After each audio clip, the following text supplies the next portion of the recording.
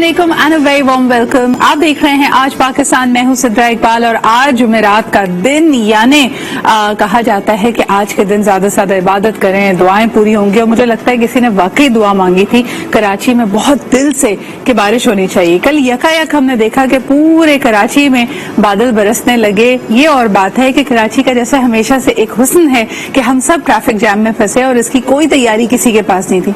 मैं अक्सर सोचती हूँ कि एक साहिल समंदर पे शहर है जिसको पता है कि इस पर्टिकुलर 2-3 महीनों में बारिश होती है, हमारे यहाँ छतरी लेने का रिवाज क्यों नहीं है? आमतौर पे अगर देखा जाए तो आम दिनों में भी इतनी तेज धूप होती है कि बुजुर्ग अफराद को, बच्चों को, खवातीन को छतरी का इस्तेमाल करना चाहिए।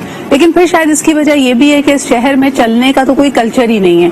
कल भी हमने देखा कि जैसे ही बारिश हुई और सड़कों पे थोड़ा बहुत पानी जमा होना शुरू हुआ, थोड़ा बहुत क्या, कई जगह तो पूरा स्विमिंग पूल बना हुआ था, लेकिन लोगों को समझ नहीं आ रहा था कि बाइक को, गाड़ी को, रिक्शे को आगे बढ़ाएं या ना बढ़ाएं, क्योंकि आगे कोई खड्डा है, कोई पॉट होल है, इसका अंदाजा करना बिल्कुल ही मुश्किल था। तो यकीनन चलने फिरने वालों के लिए नहीं है, ये बड़ा शहर है, यानी यहाँ पे सिर्फ गाड़ियां चलती हैं, वो भी अगर आपको पेट्रोल मिल जाए तो। ये तो थी जी मजाक की बात, लेकिन आगे बढ़ते हैं। कुछ उम्मीद की किरणें जागी हैं, आखिरी मराहिल में पहुंच रहे हैं। IMF की तरफ से 2023 में कुछ पैसे आने वाले हैं और मुझे लगता है बाकी चीजों का इस्तेमाल तो अपनी जगह, जो हमने कहा है ना 28 अरब रुपए लगेंगे हमारा इलेक्शन कराने में, शायद ये पैसे भी हमें IMF ही देगा कि देखिए जी जमहूरी इक़्तिदार की बका के लिए अपना इलेक्शन कराइए। लेकिन अभी इसकी भी डेट अनाउंस होनी है। आइए देखते हैं, हम बात करते हैं डॉक्टर शाहिद हसन सिद्दीकी साहब से, हमारे साथ मौजूद हैं और उनसे जानते हैं कि IMF ने इस वक्त क्या शराइत रखी हैं, आखिरी मराहिल में जो पहुंच गए हैं, पैसों की उम्मीद कब तक है? क्योंकि जितना एक एक दिन जो ये ज्यादा गुजरता जा रहा है और अभी तक इसमें क्लैरिटी नहीं है। आप देख रहे हैं कि पाकिस्तानी रुपए पे इसका प्रेशर पड़ रहा है। इस वक्त डॉलर के मुकाबले में 2012 जो कि बुलंद तरीन सतह है इसकी, उस पर पहुंचा हुआ है पाकिस्तानी रुपए वर्सेस डॉलर। तो आइए जानते हैं शाहिद साहब इस बारे में क्या कहते हैं। अस्सलाम वालेकुम डॉक्टर शाहिद। बहुत शुक्रिया सर, बहुत बहुत शुक्रिया हमारे साथ मौजूद होने के लिए। क्या प्रोग्रेस है साल 2023 फिस्कल ईयर 2023 में? आए पैसों की उम्मीद है, कब तक मिलेंगे और कैसे खर्च होंगे? इस वक्त सिंध का बजट देख लीजिए, बलूचिस्तान का देख लीजिए, डेफिसिट में है और समझ नहीं आ रहा कि मुल्क के मामलात कैसे चलेंगे। देखिए, मैं ये समझता हूँ कि IMF का ऐलान किसी वक्त भी मुतवक्के है। ओके, इसके लम्हे है कि हमारे पाकिस्तान के साथ मामलात तय हो गए हैं। सही। और वो बोर्ड को कहेगा कि जी आप किस्त जारी करने की मंजूरी दे दें जी। और चीन ने भी ये महसूस कर लिया है कि मामला तय हो गए हैं। तो जो फरवरी से वो उन्होंने पैसा हमें रोका हुआ था हमारा, वो उन्होंने मुआहिदा पाकिस्तान से कर लिया कि जी हम आपको 2.3 अरब डॉलर देंगे। तो चीन को भी ये बात पता है कि मामला तय हो चुके हैं। अमेरिका ने सिफारिश कर दी है।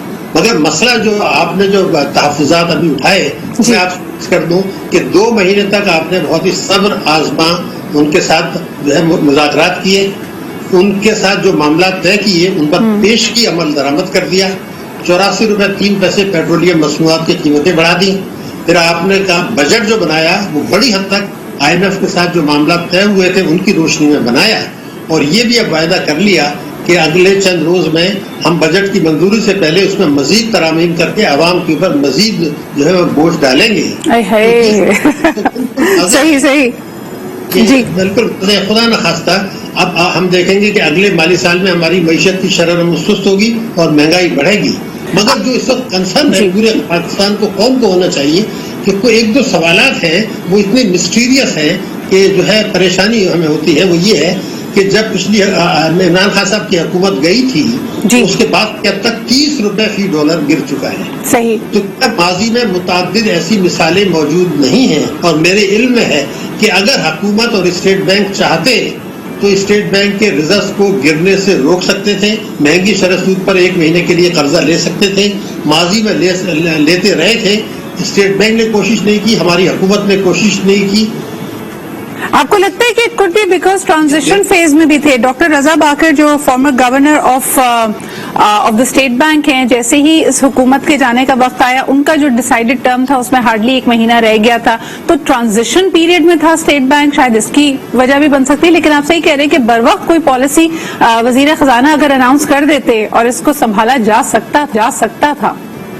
नहीं, मैं कुछ और कह रहा हूँ जी। देखिए, स्टेट बैंक ये 24 से 48 घंटे का काम होता है महंगी शरह सूद पर कर्जे लेना, कोई बड़ी बात नहीं होती। माजी में हम लेते रहे और हुकूमतें लेती रही हैं, डॉक्टर साहब लेते रहे हैं। تو وہ حکومت نے کیوں نہیں لیے؟ اگر حکومت چاہتی تو اسٹیٹ بینک کے ریزرو بھی بڑھا سکتی تھی، اور میں آپ کو گارنٹی کر رہا ہوں ماضی میں مثالیں ہیں کہ روپے کی قدر کو گرنے سے روک سکتے تھے.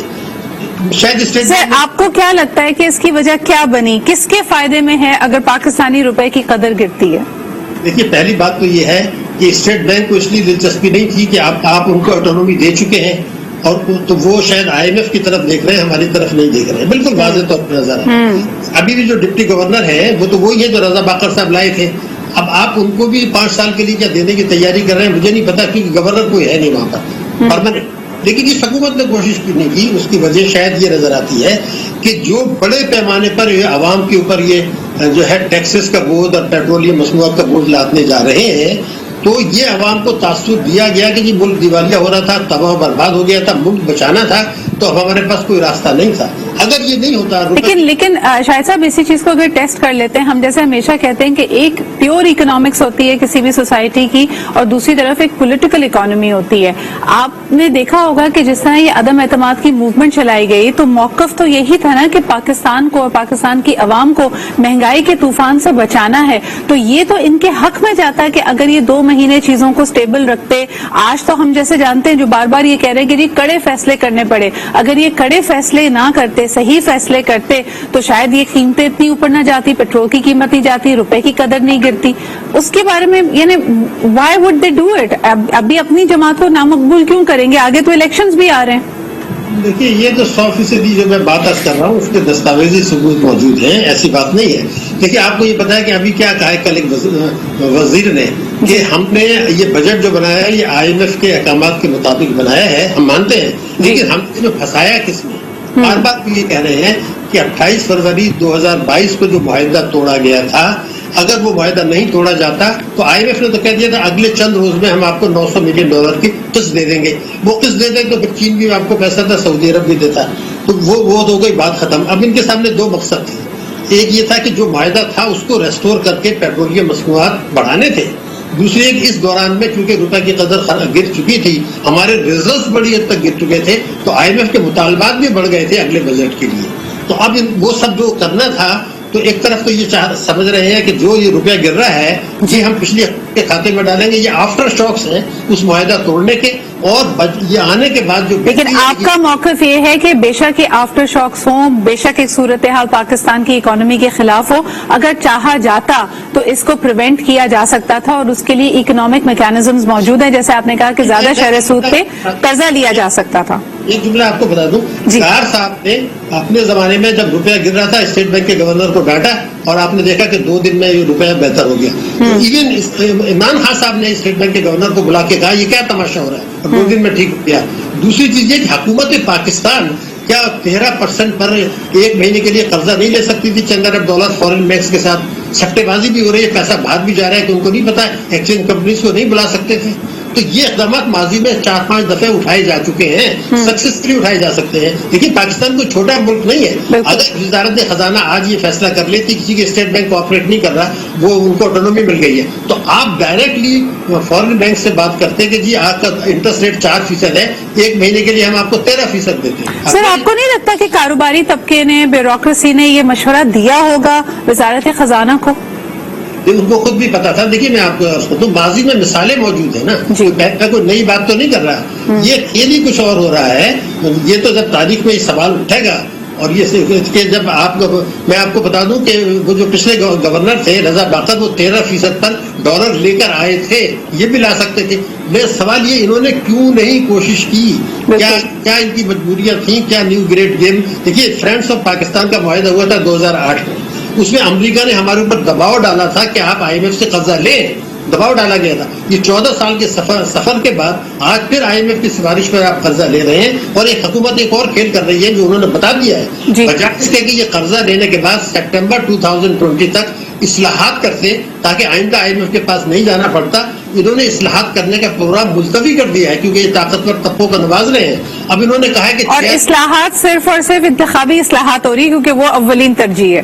ابھی بہت ٹائم ہے اس میں. ابھی یہ چاہ رہے ہیں کہ $6 ارب کا جو قرضہ ہے اس کو $8 ارب کر دیا جائے، اور ستمبر 2022 کو جو پروگرام ختم ہو رہا تھا یہ جون 2023 تک لے جانا چاہتے ہیں تاکہ ان کے ٹینیور میں قسطیں ملتی رہیں اور جب یہ ٹینیور ان کا ختم ہو جائے گا، جون میں وہ پروگرام ختم ہو جائے گا، 2023 میں یہ ایکسٹینشن مانگ رہے ہیں اور اماؤنٹ میں بھی ایکسٹینشن مانگ رہے ہیں، اس کے بعد پھر ریزرو گرے گا. تو یہ کھیل اب ختم کریں نا. شہباز شریف صاحب 23 میں وزیر اعظم ہے تو پاکستان. ہم جیسے کہا جاتا ہے کہ آپ کی جو خود مختاری ہے ایک کسی بھی ملک کی، اور آپ کے لیے بے شک آپ کا دفاع اگر مضبوط ہے تو اس کے لیے آپ کا معاشی دفاع بھی مضبوط ہونا چاہیے. جتنا ہمارے لیے یہ بیڑیاں پڑی رہیں گی اور ہمیشہ ہم دوسروں کی طرف دیکھتے رہیں گے ود آر بیگنگ بول، تو پھر وہی بات ہوگی جو بڑا مشہور جملہ کسی نے ابھی حال ہی میں بھی کہا ہے کہ beggars can't be choosers but why are we choosing to be beggars is the bigger question, جو کہ ڈاکٹر شاہد حسن صدیقی صاحب نے بھی آج یہاں پہ اٹھایا. بہت بہت شکریہ سر ہمارے ساتھ موجود رہنے کے لیے and for important question. I think it's a point of reflection for everyone, اور ابھی بھی اگر ہم نے اپنی آنکھیں نہ کھولی تو شاید ہمارے لیے بہت دیر ہو جائے. ایک چھوٹا سا بریک لیتے ہیں and we'll be right back.